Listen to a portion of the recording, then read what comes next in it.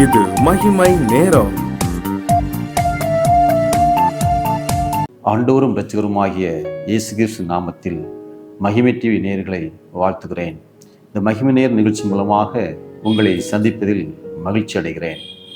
இந்த நாளிலும் கூட வேதத்தை தியானிக்கும்படியாக எடுத்துக்கொண்ட வேத வசனம் 1 நாளாகமம் அதன் 19ஆம் அதிகாரம் 13ஆம் வசனம்.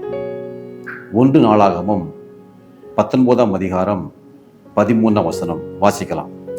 தைரியமாயிரு, கர்த்தர் தமது பார்வைக்கு நலமானதை செய்வாராக. இந்த நேரத்திலும் கூட பார்த்து கொண்டிருக்கிற உங்களை பார்த்து ஆண்டவர் சொல்கிறார், தைரியமாயிரு, கர்த்தர் தமது பார்வைக்கு நலமானதை செய்வார். இந்த நேரத்திலும் தைரியத்தை குறித்து ஆண்டவர் நம்மோடு பேசுவாராக.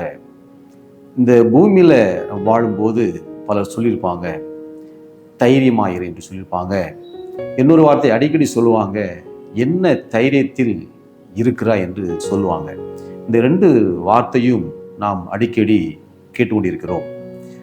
தைரியமாயிரு என்று சொல்லுபவர்கள் நாம் கஷ்டப்பட்டு வேதனையில் இருக்கும்போது நம்மை தைரியப்படுத்துவதற்காக இந்த வார்த்தையை சொல்லுவார்கள். இன்னொரு வார்த்தை, என்ன தைரியத்தில் இருக்கிறாய் என்று ஒரு சில வார்த்தைகள் நாம் இந்த பூமியில கேட்டிருப்போம். அதை எப்பொழுது சொல்லுவாங்க கேட்டீங்கன்னா, ஒரு சிலர் தேவையில்லாமல் எதிர்த்து வரும்போது, தேவையில்லாமல் நம்மிடம் எதிர்த்து வரும்போது இந்த வார்த்தையை நாம் சொல்லியிருப்போம். என்ன தைரியத்தில் வருகிறாய் என்ற வார்த்தைக்கு அர்த்தம் உண்டு. ஒரு சிலர் தன்னுடைய பணம் இருக்கிற தைரியத்தில் எதிர்ப்பார்கள். ஒரு சிலர் தங்களுக்கு பலர் சப்போர்ட்டாக இருக்கிறாங்க என்ற தைரியத்தில் எதிர்த்து வருவாங்க. இப்படிப்பட்ட சூழ்நிலை வருவதை பார்த்து சொல்லுவாங்க, என்ன தைரியத்தில் இருக்கிறாய் என்று. நமக்கு என்ன தைரியம் என்று சொல்லும்போது, ஆண்டவர் என்னோடு இருக்கிற தைரியம் நமக்கு இருக்க வேண்டும். இங்க யோவாப் என்கிற யூத படை தளபதி இதனை சொல்லுகிறான், தன்னுடைய சகோதரனுக்கு சொல்றான், நீ தைரியமாக இரு. ஆண்டவருடைய பிள்ளைகளுக்கு ஆண்டவர் நம்மோடு இருக்கிறார் என்கிற தைரியம் நமக்கு இருக்க வேண்டும். ஆண்டவர் தான் நமக்கு பலன். இந்த உலகத்தை ஜெயித்த ஆண்டவர், உலகத்தை ஜெயித்த ஆண்டவர் நம்மோடு இருக்கும்போது நாம் எதை குறித்தும் கலங்க வேண்டிய அவசியம் இல்லை, எதை குறித்தும் சோர்ந்து போக வேண்டிய அவசியம் இல்லை. ஆண்டவர் நம்மை தேற்றுகிறவராக இருக்கிறார். ஆண்டவர் நம்மை நடத்துகிறவராக இருக்கிறார். இந்த உலகத்தை ஜெயித்த ஆண்டவர் நம்மோடு இருக்கும்போது ஏன் பயப்பட வேண்டும்? நாம் தைரியமாக வாழ வேண்டும். இந்த பூமியில வாழ்வதற்கு தைரியம் மிக மிக முக்கியம். ஒரு வீட்டில் வாழ்வதற்கே தைரியமாக இருந்தாதான் நாம் வாழ முடியும். இந்த தைரியம் மிக மிக முக்கியமாக இருக்கிறது. என்ன தைரியம் இருக்குன்னா, என்னுடைய ஆண்டவர், உலகத்தை படைத்த ஆண்டவர் என்னோடு இருக்கிறாங்கிற தைரியம் நமக்கு இருக்க வேண்டும். இந்த தைரியத்தில் இருக்கிறவங்க தேவையில்லாத பிரச்சனைக்கு போக மாட்டாங்க. ஆண்டவர் என்னோடு இருக்கிறாங்க தைரியத்தில் வம்புக்கும் போக மாட்டாங்க. ஆண்டவர் என்னோடு இருக்கிறார் என்பவர்கள் அமைதியாக இருந்து தைரியமாக எதனையும் எதிர்கொள்வார்கள். இதை பார்த்து கொண்டு இருக்கிற நீங்கள் ஏதோ ஒரு காரியத்தை குறித்து நீங்க கலங்கி கொண்டிருக்கலாம், ஏதோ ஒரு காரியத்தை குறித்து வேதனைப்பட்டு கொண்டிருக்கலாம். உங்களை பார்த்து சொல்றாரு, ஆண்டவர் இருக்கிறாங்கிற தைரியத்தில் நீ இரு, எல்லாவற்றையும் ஆண்டவர் பார்த்து கொள்வார், எதை குறித்து நீ சோர்ந்து போகாத என்று ஆண்டவர் இந்த நேரத்தை சொல்றாரு. இந்த வார்த்தையை எப்பொழுது யோவாப் சொன்ன பார்க்கும்போது, இந்த யூத தேசத்துக்கு எதிராக அம்மோன் புத்திரர்கள் நெருக்கி கொண்டிருக்கிறார்கள். யூத தேசத்துக்கு எதிராக அவர்கள் படையெடுத்து வர்றாங்க. யூத தேசத்துக்கு எதிராக தேவையில்லாமல் அவங்க படைகளை கொண்டு வந்து போராடுவதற்கு வருகிறாங்க. இந்த அம்மோன் புத்திரர் என்ன செய்றாங்கன்னா, அவங்களுக்கு பக்கத்தில் உள்ள தேசத்தில் உள்ள படைகளையும் கூட்டிக் கொண்டு இந்த யூத தேசத்தை எப்படியாவது வீழ்த்தி விடலாம் என்று சொல்லி அவங்களுக்கு எதிராக வர்றாங்க. இப்போது இதை வாசிக்கும் போது, இதை வாசிக்கலாம், அந்த 19ஆம் அதிகாரம் அதனுடைய 8வது வசனம் பார்க்கும்போது, அம்மோன் புத்திரர் புறப்பட்டு வந்து பட்டணத்து வாசல் அண்டையில் அணிவகுத்தார்கள்.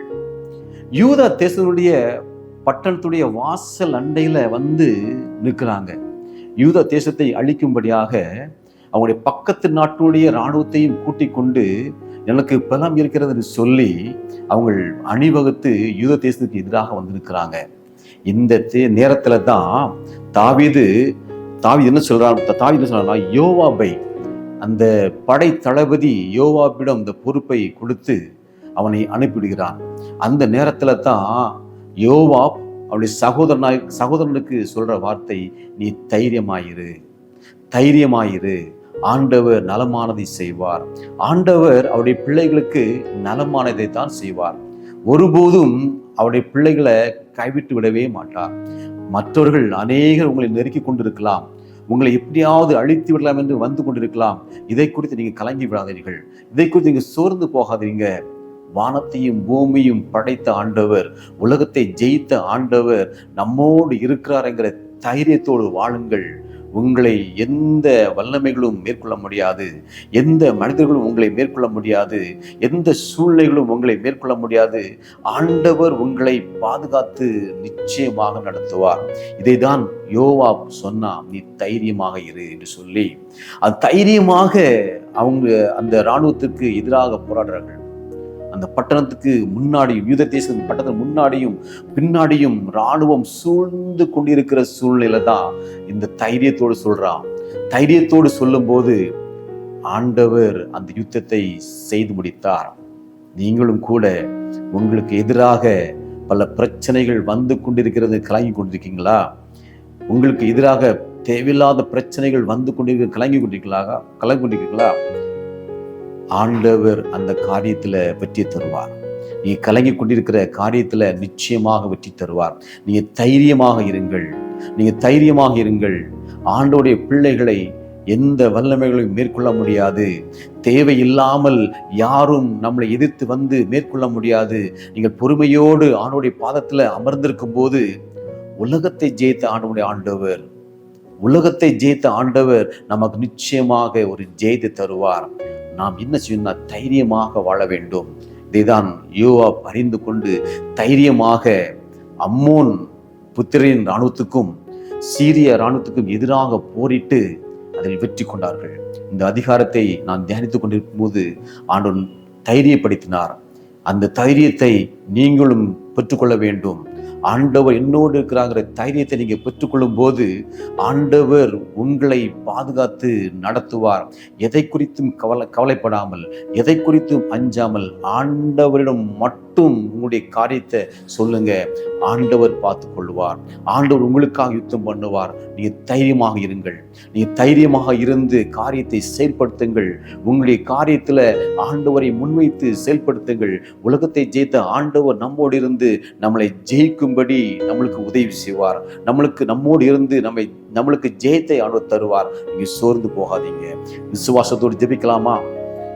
பிதாவாகிய தேவனே, உம்மை நன்றியோடு துதிக்கிற தகப்பனே, உம்மை உயர்த்துகிற தகப்பனே, ஹல்லேலூயா.